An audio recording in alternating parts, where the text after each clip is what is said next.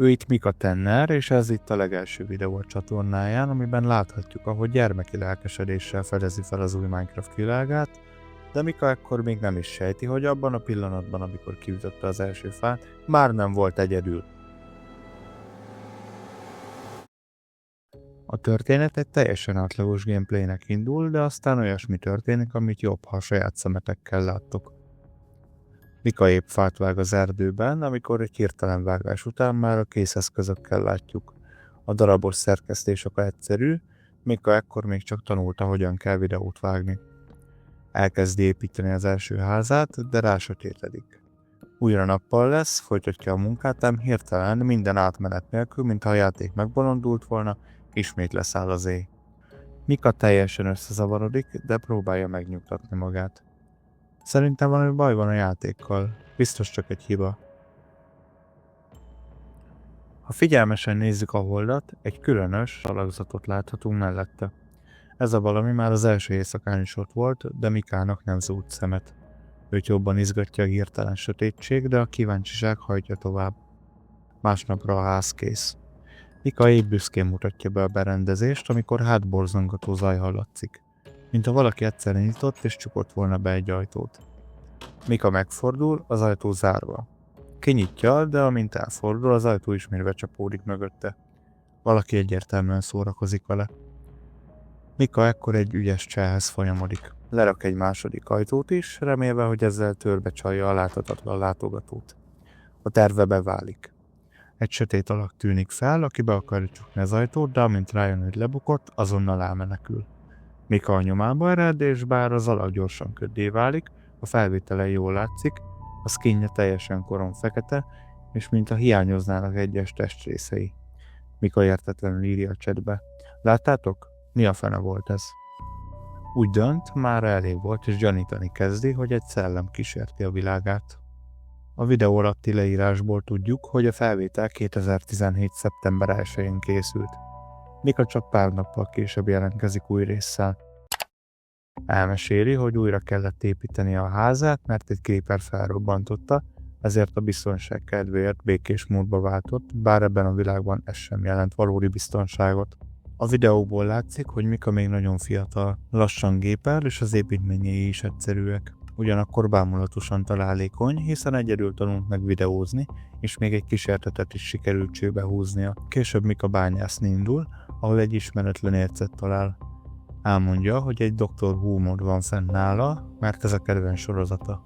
Ez magyarázatot adhatna a hold melletti tárgyra, de a kutatásaim szerint a mod akkori verziójában, és egyébként sok más modban sem, nem létezett semmilyen érc, semmilyen fekete alak.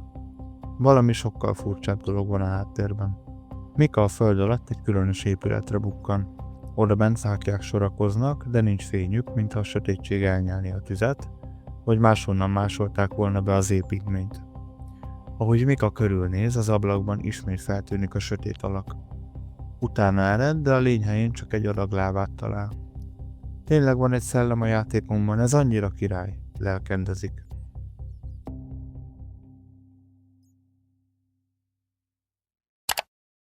A harmadik videóban Mika megpróbál beszélgetni vele. Egy könyvet tesz a ládába, amiben azt írja: Szia szellem, Mika vagyok, tudsz velem beszélni? Másnapra válasz érkezik. Mit akarsz? Ha leírtad a könyvet, így nem tudok válaszolni. Mika nem ijed meg, sőt ajándékokat, répát és sült csirkét visz neki. A párbeszéd napokon át folytatódik. Ki vagy te? Miért beszélsz hozzám? Nem félsz? Nem vagy félelmetes. Mi a neved? Nincs nevem, nem vagyok ember. Kiderül, hogy a lény feladata az lett volna, hogy megijessze a játékost, de Mika kedvessége teljesen lefegyverezte. Mika végül elnevezi őt kitaszítottnak, és kijelenti, hogy akkor most már barátok vagyunk.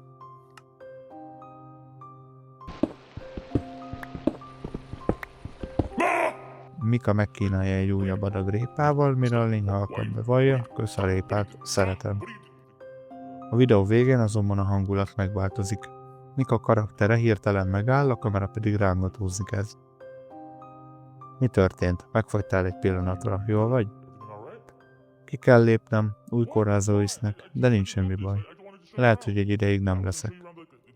Itt leszel, amire visszajövök?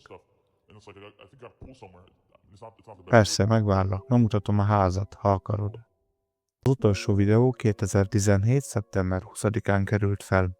A csatorna leírása ma már egy szomorú üzenetet tartalmaz. Sajnos ez a csatorna már nem aktív, nagyon hiányzol nekünk, Mika, nyugodj békében. Mika Tennel súlyosan beteg volt, 7 évesen a kórházi ágyból kereste a kapcsolatot a külvilággal a Minecrafton keresztül. 2020-ban a betegség végleg legyőzte. Ha megnézzük a skinjét, a karján lila foltok látszanak. Ez jelképezte a betegségét, ami miatt a koordinációját is elveszítette, ezért rángatott néha a kamera.